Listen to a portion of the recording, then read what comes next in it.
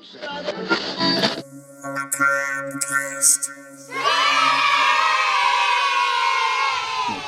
devil's on the loose and he's dancing with the mummy.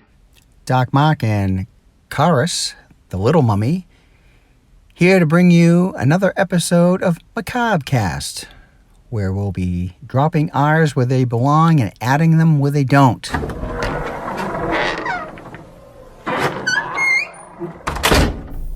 Welcome back, Chorus. Welcome back, Monster Kids.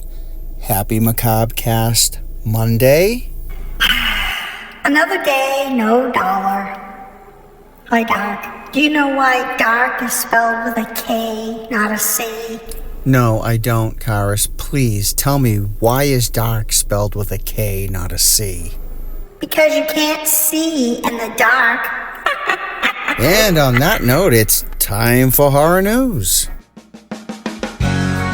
Life's river shall rise. She said.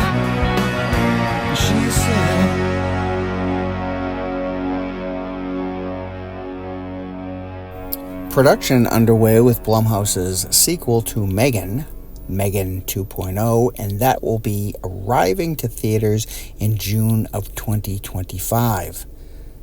John Woo, director of Face Off, Mission Impossible, Paycheck, and Broken Arrow, just to name a few, is remaking his own film from 1989, a Hong Kong classic known as The Killer. This remake comes to Peacock in August of 2024, August 23rd. Funko releases a wave of Art the Clown pop figures. And the Duffer Brothers will be introducing a new series to Netflix called Something Very Bad Is Going to Happen. Sounds good, but I just wish they would finish Stranger Things first, please. Before it's all over, Elle will be on Social Security.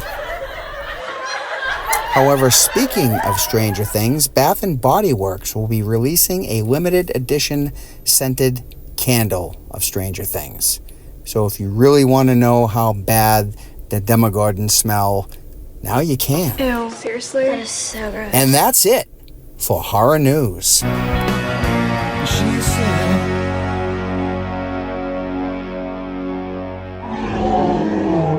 And Brownie agrees. Brownie, the corpse-sniffing dog. Nice dogs and cats living together. Mass hysteria. So, Chorus, continuing my venture down the classic 70s shelf this week, I pulled out The Evil from 1978. Nobody ever suspected what ancient terror slept beneath the Vargas house.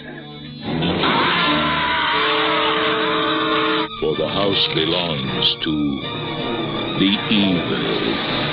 The time you learn the truth, you can't do this!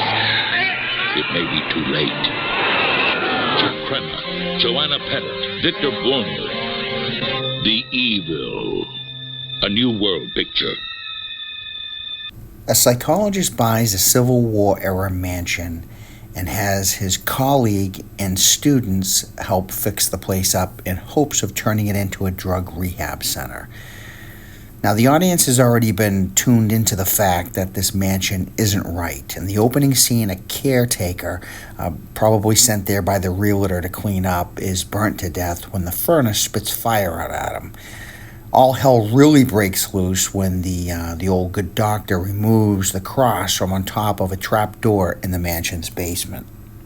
As I said, released in 78, about 7 months before John Carpenter would scare the help out of us with Halloween, 2 years before Friday the 13th, and 3 years before Evil Dead. So it's understandable how this was easily passed over in the home video boom of the 80s.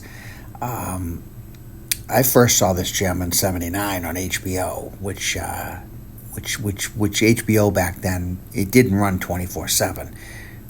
Back then it showed the same 10 to 15 movies over and over again for 12 hours, and then it would go off the air. It's the way HBO started. The film is it's pale in comparison to most of what came out between 78 and 81. But this movie, it's still a guilty pleasure for me. Any house that's inherently evil, I'm in.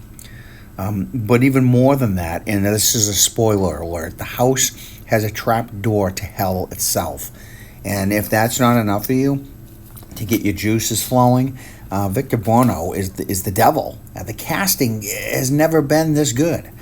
So, don't go out of your way to see this, but if you have the opportunity, if the opportunity presents itself, absolutely. That's The Evil from 1978.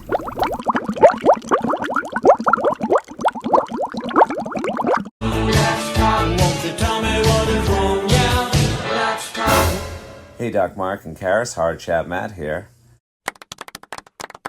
Doc, I was curious if you've ever made the trip to Salem, Massachusetts. One of the benefits of living in Massachusetts is that we are a day trip away from being able to visit and spend the day at one of the spookiest cities in all of America. I know that when most people hear Salem, Massachusetts, they immediately think of the witch trials, and that's obviously a major part of their history, and they fully embrace it with tons of tours and shops and stuff like that. They even have a bewitched statue in the middle of the city. The great thing that we enjoy about Salem is all the cool stuff that you can do there. There's tons of restaurants, old graveyards, and historical homes that you can take tours of. All sorts of cool little shops that have tons of macabre and horror-themed items that you can check out. My wife and daughter especially love it because they are big fans of the movie Hocus Pocus. So we have visited several of the filming locations that are located in and around Salem, which are pretty cool to walk around, I guess, even if you're not that big of a fan of Hocus Pocus like myself. If I could give a couple of hints to the Monster kids, if you do plan on visiting Salem, one of them is parking can be a bit of a hassle there. We found that if you park at the T station, you're within walking distance of everything, and you don't have to worry about fighting for a spot, and the parking at the T isn't as expensive as if you were going to park at a lot, which is usually between $25 and $30, and obviously goes up the closer you get to Halloween. Speaking of Halloween, that's when the crowds get out of control there. We find the best time to visit is the last couple of weeks of August or any weekend in September. You still get all the same sights and scenes that you would at Halloween, but there's so many less people there, and you can actually enjoy yourself, and you don't have to wait in lines, and getting into restaurants are a lot easier. And the closer you do get to Halloween, they have all sorts of horror characters walking around if you want to get a picture, if that's what you're into. And you can always find some great horror swag there. That's why I really like going there. Anyways, just wondering if you or any of the Monster Kids had ever visited Salem.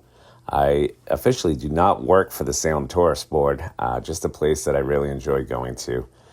And if the other Monster Kids out there want to check it out, I'd love to hear what they thought of it.